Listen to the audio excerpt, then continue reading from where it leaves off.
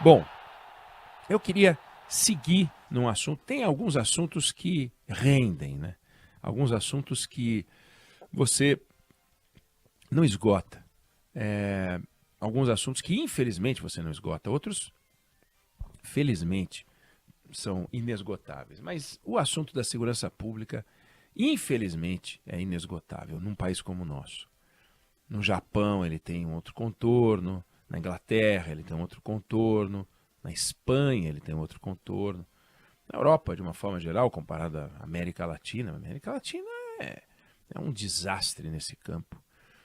Mas quando acontece um fato muito chocante, quando acontece o que está acontecendo na Bahia, que a polícia não sabe o que fazer, quando acontece o que está acontecendo no Rio de Janeiro, onde a polícia não sabe o que deve fazer, a gente vê os governantes, os responsáveis por enfrentar o crime organizado, discutindo, às vezes, temas que são absolutamente laterais, mas parecem muito importantes, porque eles se lastreiam em frases que muitas vezes parecem lógicas.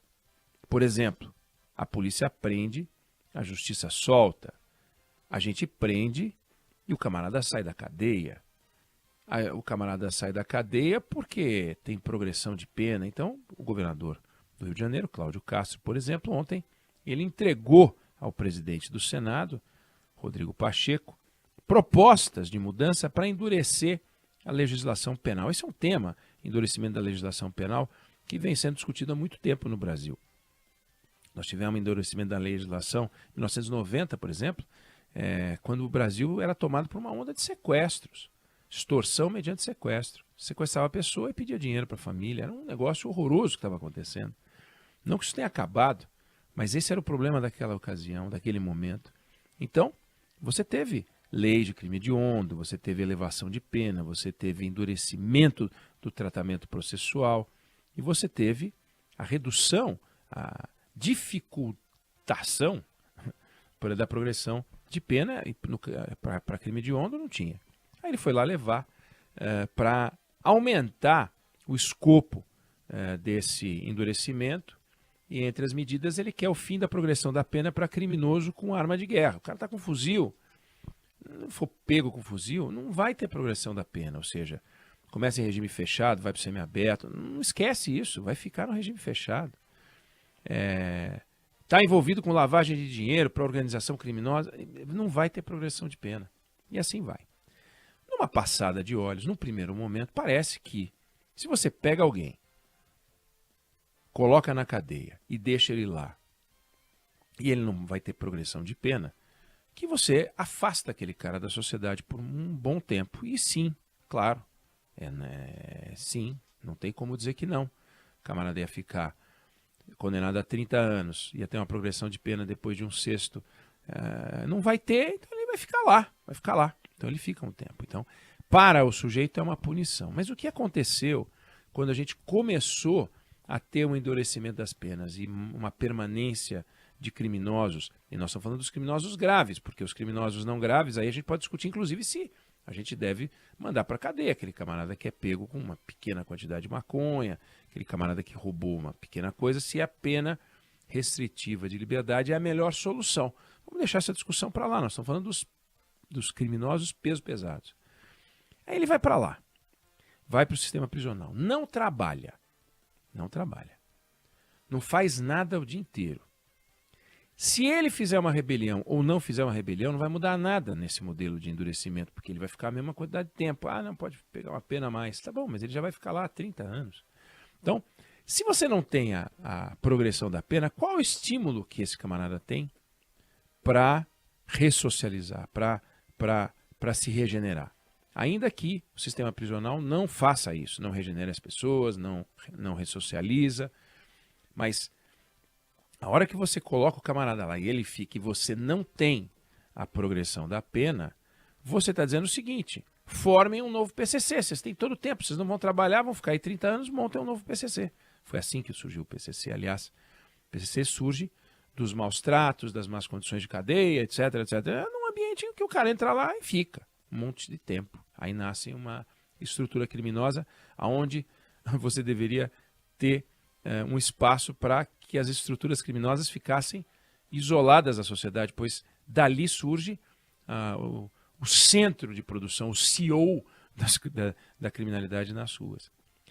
E a gente vê, portanto, essas instruções, né, essa procura por fim de progressão, por endurecimento de pena, e a gente vê que esse não é o motivo central da criminalidade estar solta.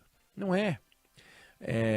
Começa que toda a confusão acontece, a maior parte da confusão, por exemplo, soltaram o André do Rap, ministro Marco Aurélio Mello, parabéns, viu, ministro?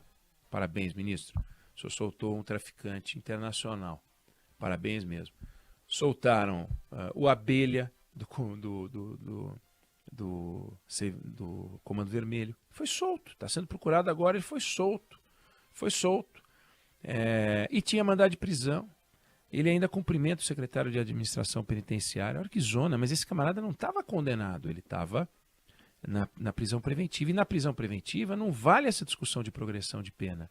Então, a maior parte das confusões, aliás, 80% das pessoas estão presas com medida cautelar, prisão preventiva.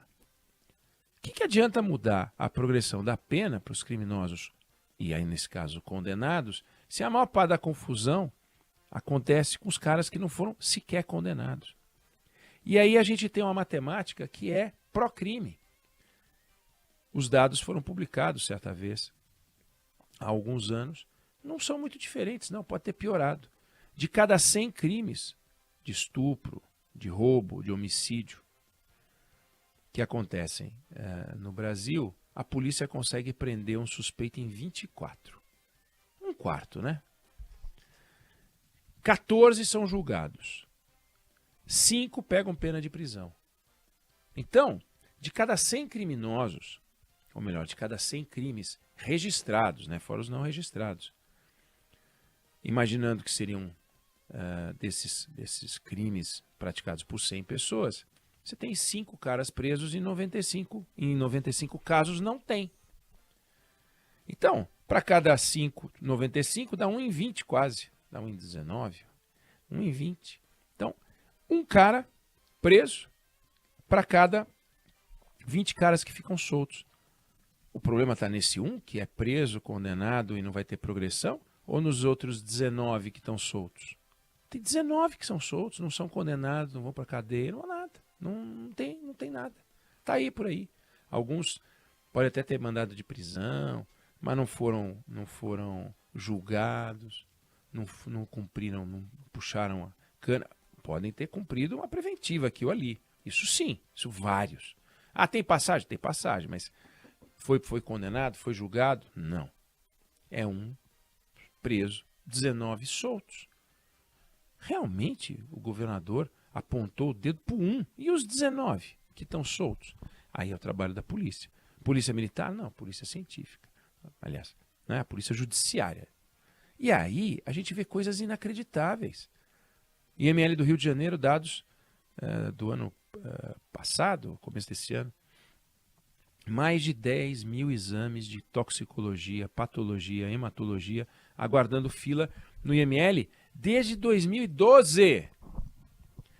2 mil desses exames de toxicologia, que são fundamentais para você elucidar um crime, ver se tem morte por envenenamento, ver se o motorista ingeriu álcool, se a mulher foi vítima de abuso sexual, por exemplo.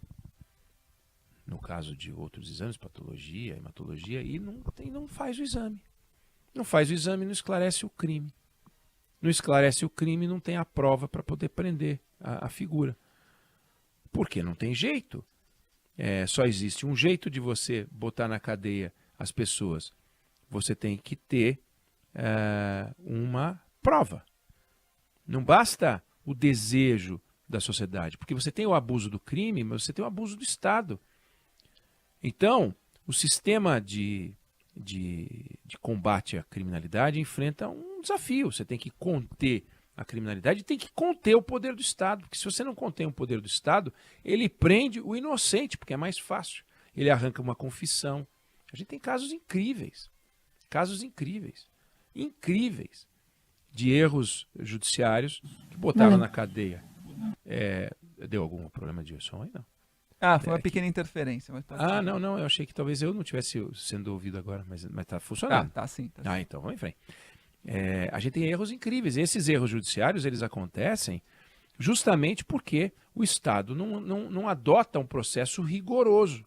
E quando o Estado não adota um processo rigoroso, qual a certeza que a gente tem de que houve um julgamento adequado? Então, é muito complicado isso.